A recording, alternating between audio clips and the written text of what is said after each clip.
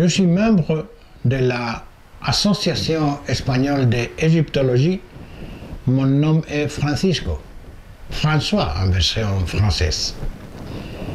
Cette vidéo est destinée à fournir une idée de mon étude sur la méthode de construction des pyramides égyptiennes.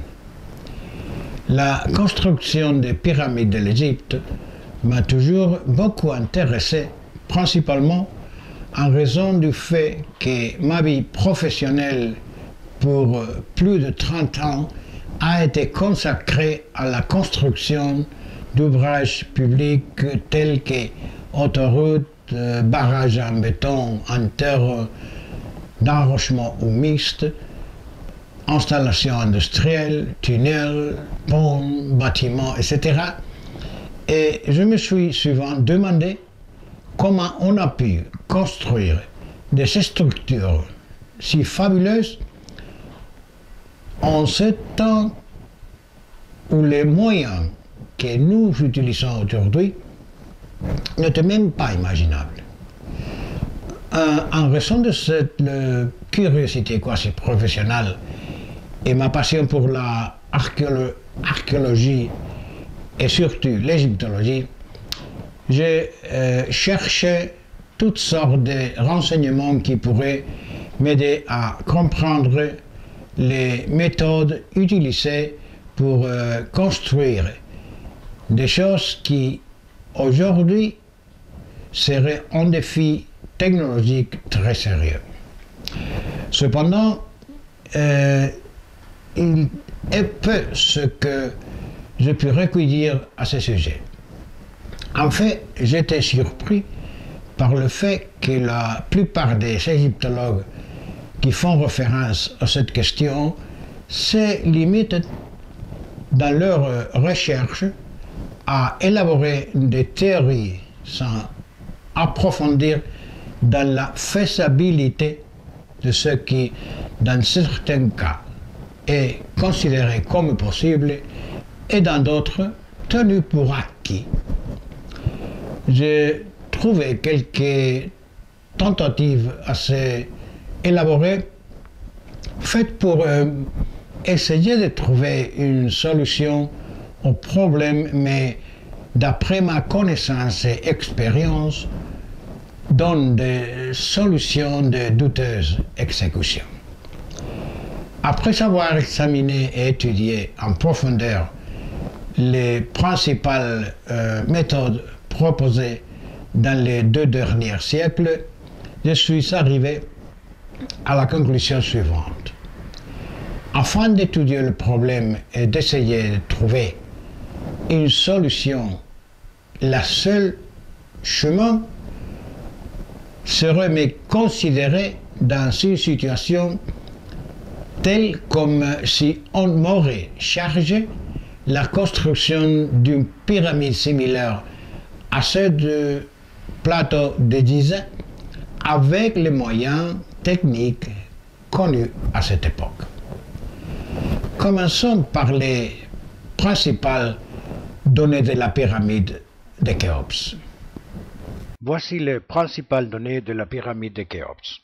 C'est la plus grande parmi les quelques 120 pyramides construites pendant une période de 9 siècles et ils ont été utilisés comme destination finale des pharaons et des personnages de la famille royale. Base quadrangulaire 230 sur 230 mètres. Hauteur maximale 150 mètres. Assise selon Flinders Petrie et mes propres calculs 218. Approximative quantité de blocs 3,1 millions d'après mes propres calculs. Volume 2,6 millions mètres cubes. Poids approximative 6 500 000 tonnes. Comme on peut voir sur cette image, la hauteur de la première assise de blocs est d'environ 1,5 mètre. Les blocs des assises au sommet de la pyramide sont beaucoup plus petits, ayant une hauteur de seulement 45 cm. Au sommet de la pyramide, quelques assises ont disparu Et un détail intéressant, c'est le fait qu'il y a un écart entre les blocs. Était-ce fait à propos? Il est possible si mon explication de ce fait est correcte. Je considère que les blocs du corps de la pyramide ont été placés de cette manière comme une défense contre le tremblement de terre. Étant les blocs séparés par un certain écart, la pyramide se convertirait en un corps élastique, ce qui ferait très difficile sa destruction par les tremblements de terre. Une chose très ennuyeuse et surprenante, c'est le fait qu'aucun des dessins ou d'autres documents ont été trouvés par rapport à la construction des pyramides. Cependant, nous savons que les architectes égyptiens ont fait des dessins, comme cela est visible dans cette image. La seule explication logique de ce fait serait considérer que tous les documents sur les pyramides étaient conservés à la bibliothèque d'Alexandrie et que malheureusement ont été perdus à l'occasion du grand incendie qui a détruit la bibliothèque l'année 48 avant Jésus-Christ. Voici les principales méthodes de construction apparemment possibles proposées par les égyptologues.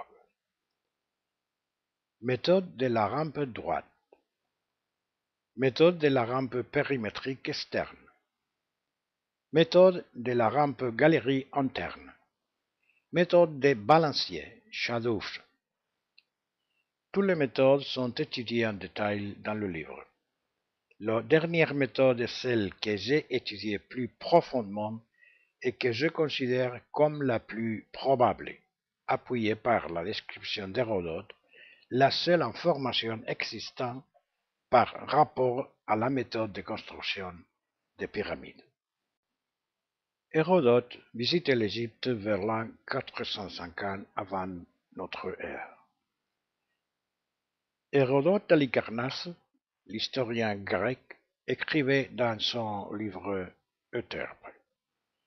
On éleva les terres de pierre et, à l'aide de machines faites de courtes pièces de bois, on les monta sur le premier rang d'assises.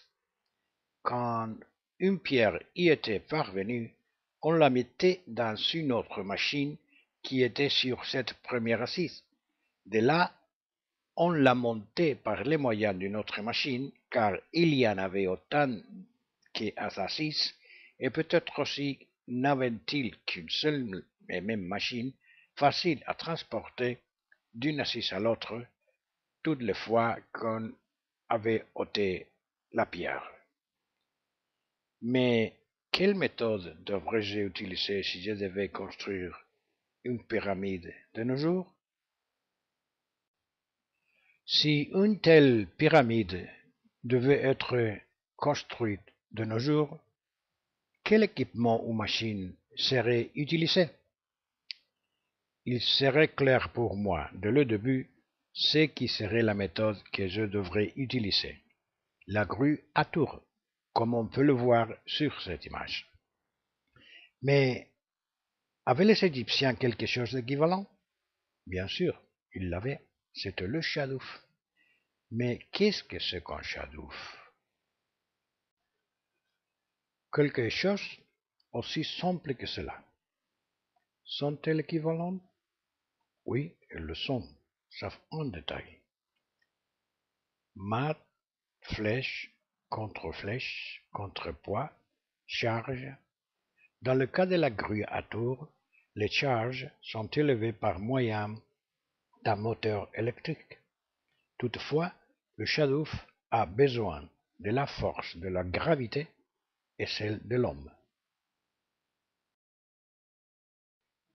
Le balancier ou chadouf était fait de troncs d'arbres et avait deux mouvements, vertical et horizontal. Le contrepoids restait en permanence sur sa plateforme, tandis que la plateforme de chargement restait chargée ou vide en fonction de la phase de l'opération d'élévation. Le chadouf a deux mouvements possibles, mouvement ascendant et descendant de la flèche et la contre-flèche, pour élever les blocs de pierre et mouvement de rotation de la flèche pour positionner les blocs. Les shadows pourraient être installés tous les 3 ou 4 assises en fonction de la hauteur de bloc de chaque assise. À la base de la pyramide, jusqu'à 20 batteries de shadows sur chaque face de la pyramide pourraient être installées. Lorsque on arrivait au sommet, il n'y aurait qu'une seule batterie de shadows sur chaque face de la pyramide. Une fois placé le pyramidion, qui est l'élément final, toutes les batteries de shadows seraient démontées. L'opération d'élévation serait comme ça. Un des shadows soulèverait le bloc jusqu'à la plateforme de service du shadow suivant, et une fois le bloc chargé sur sa plateforme de charge, il serait porté jusqu'au shadow suivant et ainsi de suite. Le temps moyen de chaque opération d'élévation serait d'environ 8 à 10 minutes. Ici, on peut voir plusieurs travailleurs en train de transférer un bloc à la plateforme de charge du shadow en le faisant glisser. Le bloc a été élevé au niveau du suivant shadow. Les deux travailleurs au bas de l'image contrôlent l'équilibre du shadow en exerçant traction ou rétention par moyen des cordes attachées à la flèche et à la contre-flèche. La flèche a été pivotée par les deux travailleurs en haut de l'image par moyen des cordes attachées à la flèche et à la contre-flèche. Ils la pivotent pour placer la plateforme de charge sur la plateforme de service du suivant shadow. Ici, le bloc est prêt pour être élevé par le second shadow. Le shadow est manipulé comme le précédent et élève le bloc à la hauteur appropriée. Cette vue montre la plateforme du shadow placée dans une position appropriée pour la charge du bloc sur un traîneau qui le transportera vers son emplacement définitif. Puis le cycle se répète pour continuer l'élévation des blocs. Ce tableau indique le temps moyen nécessaire pour élever un bloc d'un shadow au suivant. 1. Transfert du bloc sur la plateforme de charge. Demi-minute. 2. Libération du blocage de la flèche. En demi-minute. 3. Élévation et pivotement du shadow. 1 minute et demie. 4. Transfert du bloc au second shadow. En demi-minute. 5. Préparation pour la descente de la plateforme. 1 minute et demie. 6. Descente du shadow. 2 minutes. 7. Blocage de la flèche. En demi-minute. Imprévu, 1 minute. Temps moyen pour élever un bloc, 8 minutes.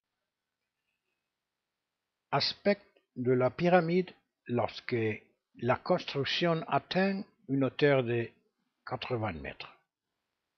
Vue de l'une des faces de la pyramide montrant les batteries de shadows toujours en fonctionnement.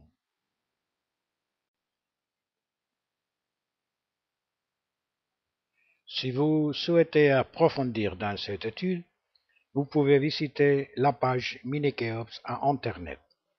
Au revoir et bonne journée.